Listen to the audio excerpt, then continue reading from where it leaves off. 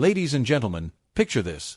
The sun is setting over Laurel Canyon, that sacred hillside in Los Angeles where dreams were written, melodies were born, and history was composed on battered pianos. Amidst this creative sanctuary stood a woman whose name is forever etched into the foundations of popular music, Carole King. A songwriter, a performer, and a storyteller of the human heart. To the world, she was gentle, approachable, nurturing, and endlessly warm. But behind the inviting smile, behind the songs that made us feel we were never alone, there was also fire. A fire of standards so uncompromising that not everyone could keep up. Carole King was more than a composer of hits like So Far Away and You've Got a Friend. She was an architect of authenticity. For her, songwriting wasn't about selling an image or chasing a trend. It wasn't about costumes, fireworks, or gimmicks. It was about truth. She believed real music was a conversation between souls, not a sales pitch crafted in boardrooms. And when fellow musicians drifted too far from that ideal, King noticed. She just 6. Kiss, the Carnival Rockers. We begin at number 6, with a band that defined spectacle, Kiss. Picture it, 1975. Stadiums erupting in smoke, fire shooting across the stage, for men in leather and makeup strutting like comic book villains. To millions of fans, they were gods. But to Carole King, they were imposters. According to those who knew her, King had little patience for what she called carnival barker rock. She didn't despise Kiss as people. Gene Simmons and Paul Stanley were clever, ambitious showmen. But she despised what they stood for, music as theater, songs as accessories to pyrotechnics. While she was sitting at a piano, pouring her life into ballads that moved hearts, Kiss was, in her eyes, selling Halloween costumes with guitars. One journalist later recalled Carole muttering that songs are supposed to touch people's hearts, not just assault their senses with smoke machines. To her, hiding behind masks was a confession that the real person wasn't worth showing.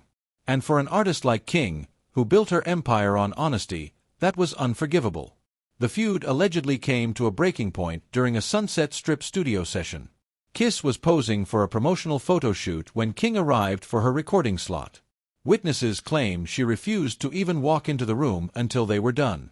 "I won't work in the same space where people are treating music like a costume party for overgrown children," she reportedly snapped.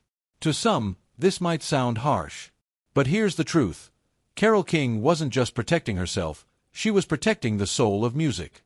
She believed deeply that when you turn art into spectacle, you betray its power. And in the circus-like energy of Kiss, she saw not brilliance, but abandonment of everything she held sacred.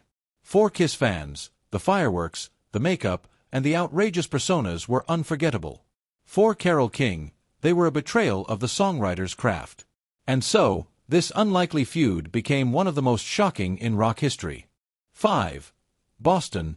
Manufactured perfection. If Kiss represented spectacle, then Boston represented something entirely different, perfection. When their debut album dropped in 1976, it didn't just climb the charts, it exploded, becoming one of the best-selling debut records in history. With songs like More Than a Feeling, their sound was polished, layered, and flawless. Too flawless, in Carole King's eyes. To millions of fans, Boston's shimmering guitars and soaring choruses felt like rock and roll elevated to science. But to Carole King, music was never supposed to be science, it was supposed to be humanity. She had built her career on imperfection, on the cracks in her voice that carried emotion, on the raw intimacy of a piano line. Boston, she felt, stripped that away and replaced it with calculation.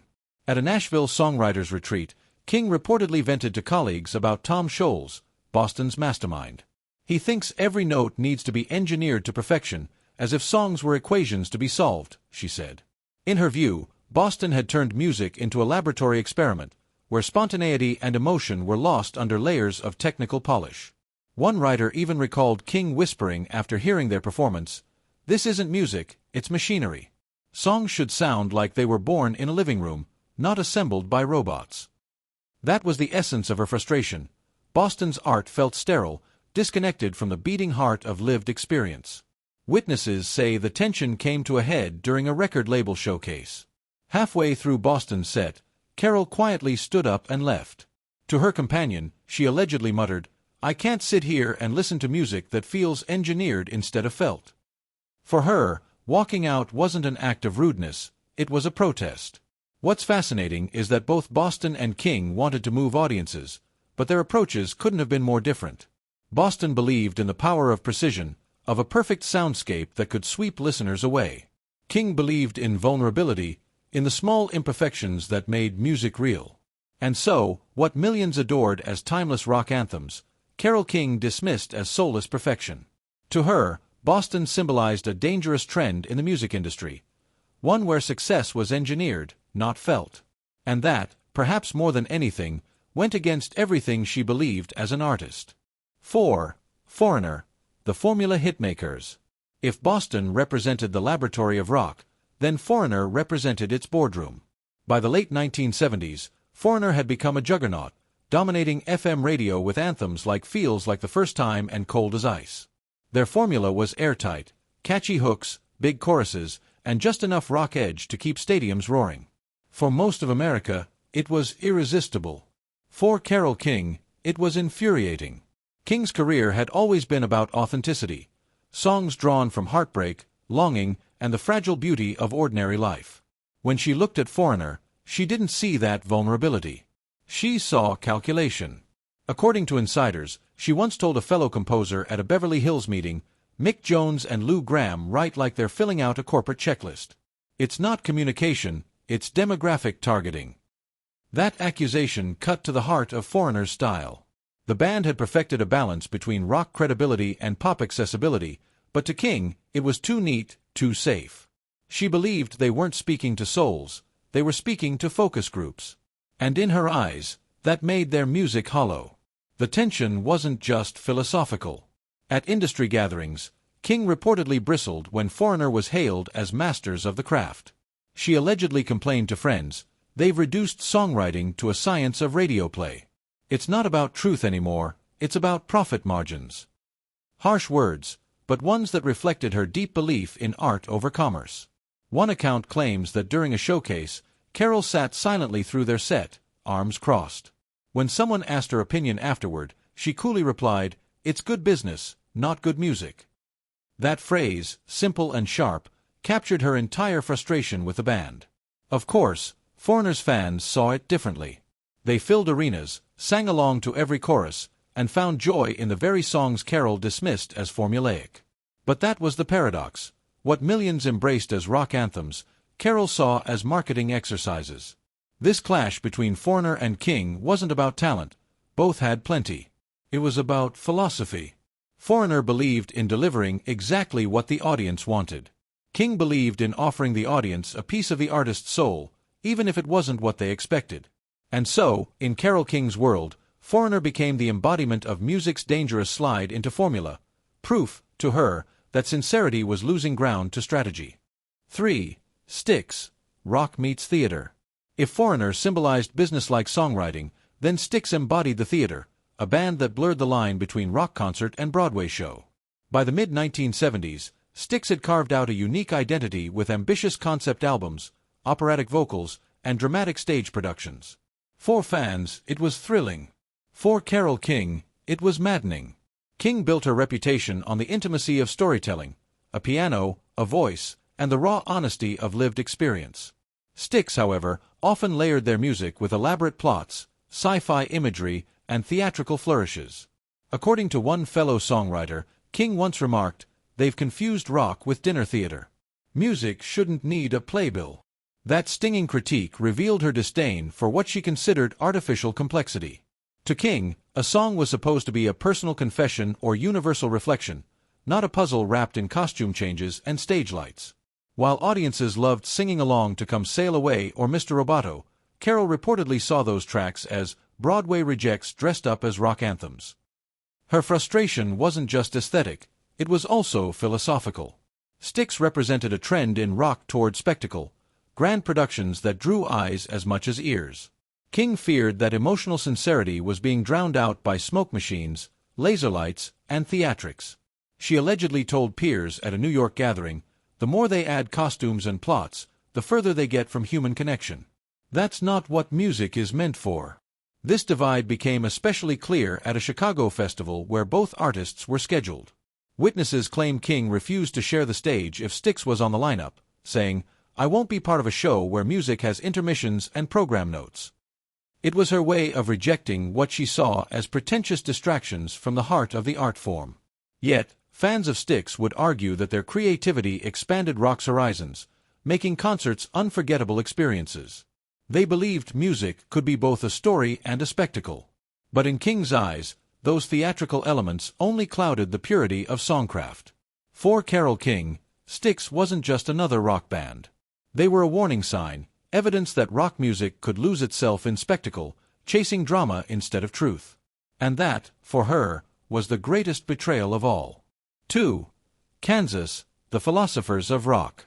If Styx turned concerts into theater, then Kansas took rock in another direction: philosophy.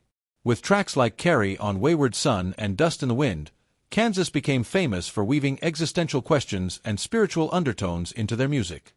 Fans saw them as profound, almost poetic. Carole King, however, saw something different: pretension dressed as depth.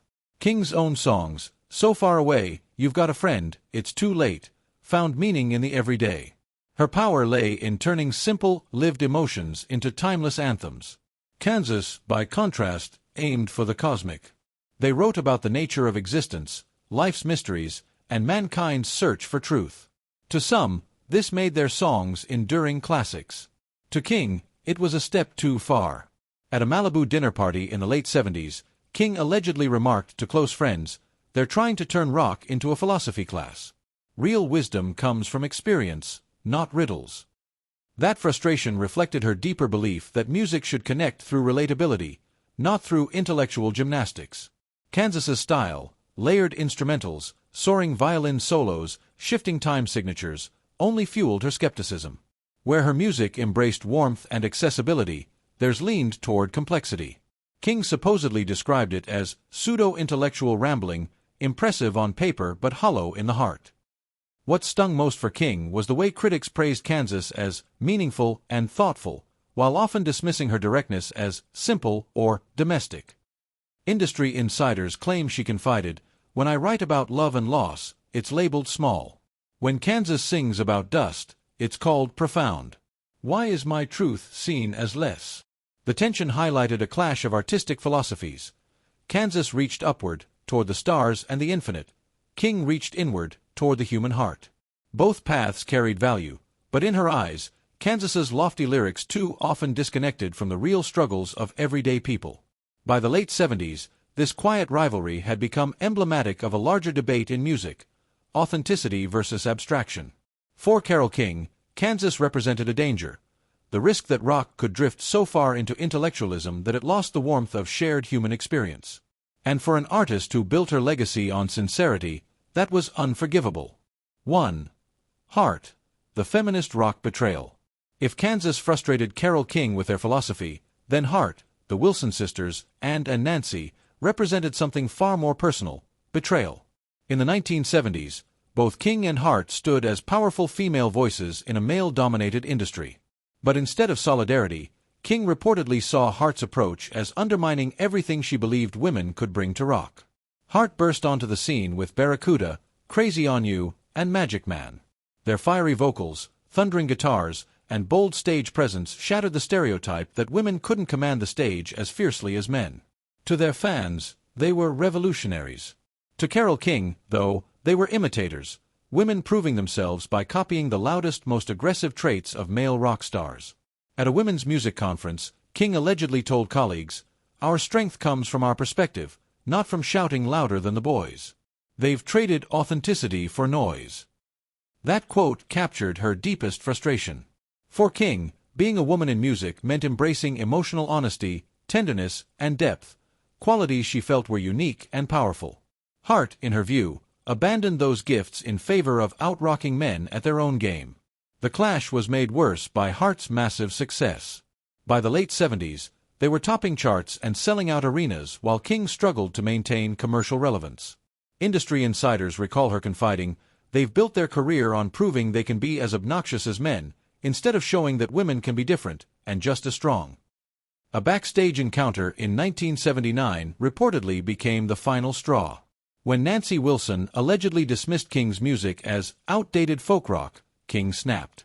Sources claim she later declared Heart the biggest disappointment in women's music history. This feud wasn't just about style, it was about identity. King saw music as a way for women to expand the definition of artistry in rock. Heart, meanwhile, believed equality meant proving women could thrive within the existing, aggressive framework of the genre. The result was a fundamental rift, two visions of feminism colliding in the most public of arenas. For Carole King, Heart embodied the danger of losing what made women's voices unique. For Heart, King represented the past. Together, their conflict marked one of the most symbolic divides in rock history, not just about music, but about what it meant to be a woman on stage.